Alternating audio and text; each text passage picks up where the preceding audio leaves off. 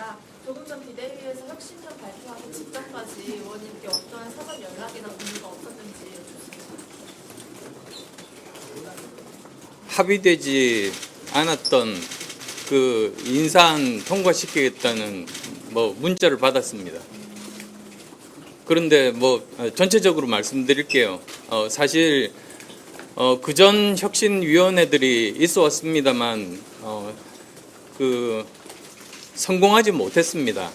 그래서 그분들 말씀에 따르면 나름대로 열심히 노력해서 만든 혁신안들이 번번이 지도부에서 결국은 좌초되는 바람에 뜻을 이루지 못했다는 그런 말씀들이셨습니다. 그리고 그 핵심은 인적 쇄신에 있었습니다.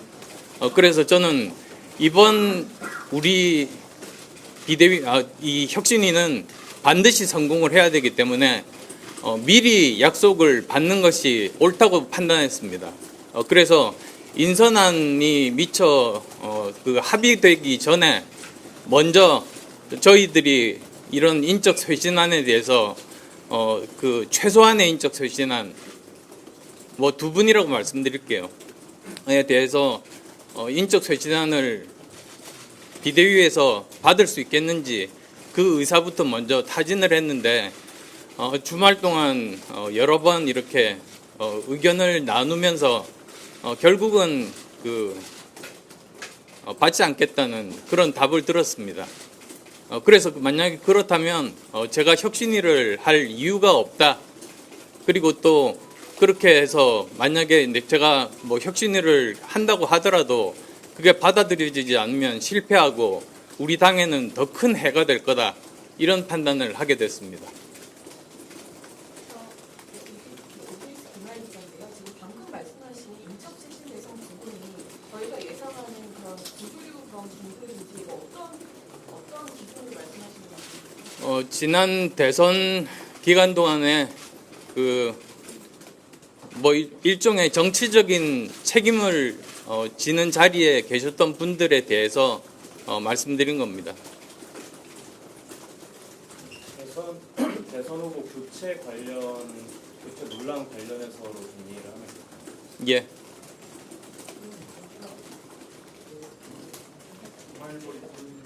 그럼 말씀하셨던 인적 쇄신 합의라는 게 이건 비대위 인사, 상무위원이나 대책위원장 이런 쪽은 그쪽이 아닙니다. 물론 또 따로 백서 TF를 만들어서 거기에서 사실관계 확인들이 다 이루어지겠죠. 근데 그 이전이라도 먼저 행동하는 모습을 보이고 사실관계가 나중에 백서를 통해서 밝혀지면서 어떤 분은 전혀 거기에 관여된 바가 없었다고 한다면 그러면 그분은 또 명예회복할 수 있는 것 아니겠습니까? 그런데 그 전에 중요한 것은 혁신위가 맨 먼저 국민들의 신뢰를 얻기 위해서는 저희들이 제시한 이 인적 청산에 대한 부분 그것이 먼저 행동으로 보여져야지 진정성을 의심받지 않을 수 있고 우리 당도 다시 살아날 수 있다 이렇게 판단했습니다. 그쪽에 신문 이슬기입니다. 그 인적 청산의 방법론에 대해서는 어떤 부분을 제시하시는 건가요? 그 부분은 그냥 상상에 맡기겠습니다.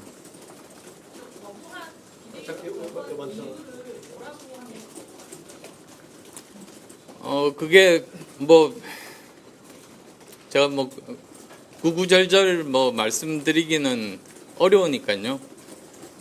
어쨌든 그런 인적 청산에 대해서는 받기가 힘들다는 입장만 전달받았습니다.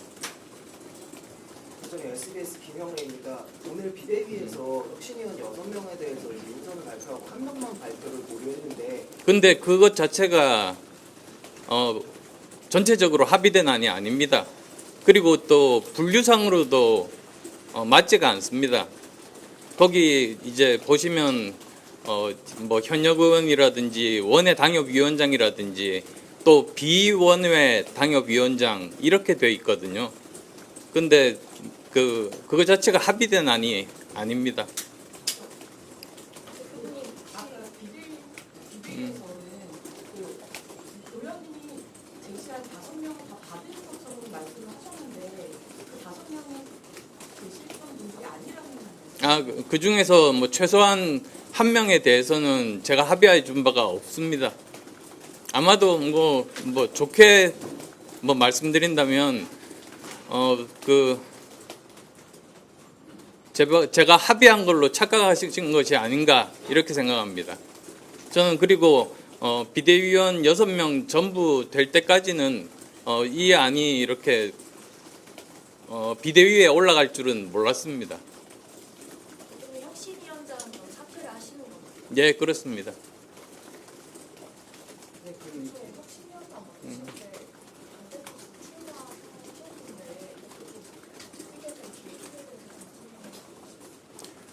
처음 혁신위원장을 맡았을 때 그 당에서 거의 정권을 부여받았다고 생각했습니다. 근데 이제 구체적으로 안을 들어가 보니까 그렇지 않았다는 걸 이제 이 대화 과정에서 알게 됐던 거죠. 그러면 송환석 원내대표한테 전혀 혁신의 의지가 느껴지지 않았다 이렇게 판단하시는 건가요?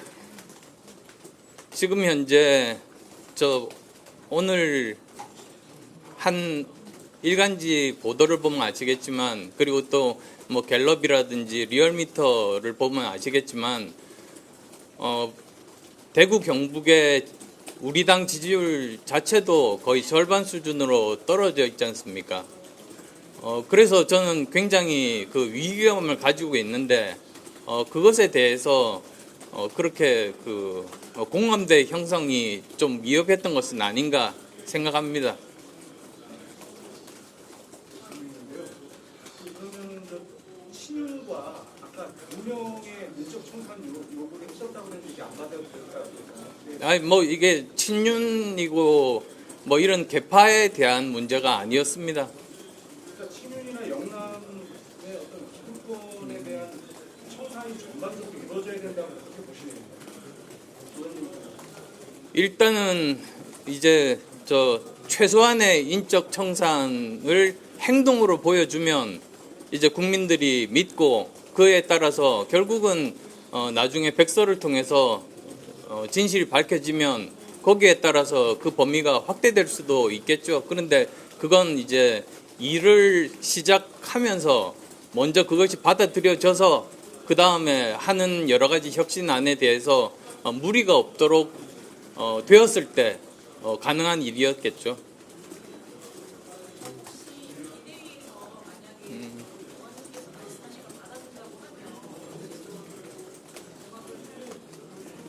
뭐 지금까지 여러 번 이렇게 이야기를 나눴습니다만 결국은 뭐 저 가능성이 없는 그런 시도라고 결론을 내렸습니다. 한 언론에서 이제 위원장님이랑 송 비대위원장이 한 수도권 초선 의원의 인선을 놓고 좀 갈등을 빚었다 이런 기사 보도도 좀 그거는 사실은 아닙니다.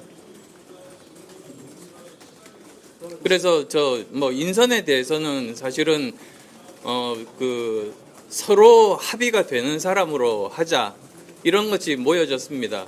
저는 그렇게 오히려 저한테 정권을 달라고 할 수도 있었겠습니다만 저는 서로 합의되는 사람으로 하자고 했던 이유가 그래야지 또 비대위에서 저희 혁신안이 원만하게 통과될 수 있을 것 아니겠습니까?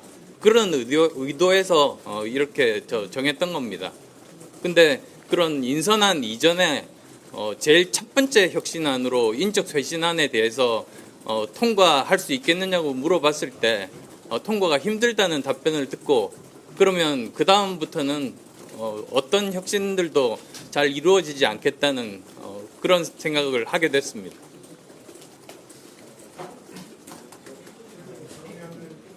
그러면은 지금 조금 전에 비대위에서 인적구성 발표를 하기 전부터 발표하기 전부터 혁신위원장은 안 해야 되겠다라고 생각해서 제가 이미 어제 말씀드렸습니다. 이렇게 된다면 저는 혁신위원장 맡기 힘들다고 이미 분명하게 제 입장을 밝혔습니다. 예.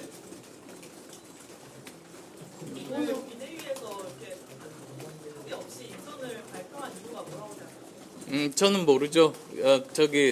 왜 그랬는지 물어보십시오. 마지막 질문 받겠습니다. 인적 쇄신 의지를 계속 이어갈 생각입니까? 그건 지금 현재 많은 국민들이 지금 원하고 계시다고 생각합니다. 그런데 뭐 그 범위를 그렇게 아주 많이 확대할 생각은 없습니다. 그래도 정말 그 최소한의 인적 쇄신으로 계속 지속적으로 혁신하고 계속 국민들의 지지를 조금씩 받을 수 있는 그런 식의 혁신이 계속되어야 된다. 이건 끊임없는 과정이다. 이런 생각을 가지고 있습니다. 의원님 그 인적 청신이 청사하는 부분이 규명에 대해서 한다는 그 부분이 이게 뭐 그러면 출당을 시킨다는 그 정도의 의미로 보면 되는 겁니다. 뭐 그건 아까도 말씀드렸듯이 그냥 인적 청산이라는 말 속에 여러 가지 방법이 있으니까요.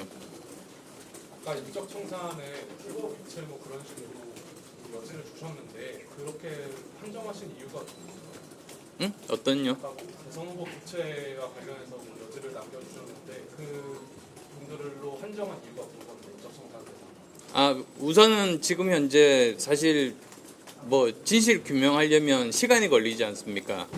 그런데 지금까지 혁신위들이 노력에도 불구하고 뜻을 못 이뤘던 가장 큰 이유가 거기서도 저와 마찬가지로 먼저 인적 청산으로 행동하는 모습을 보이고 그래야 국민의 신뢰를 얻고 그 다음부터 뭐 여러 가지 정말 그 많은 혁신안들이 통과될 수 있을 거라고 생각한 거죠.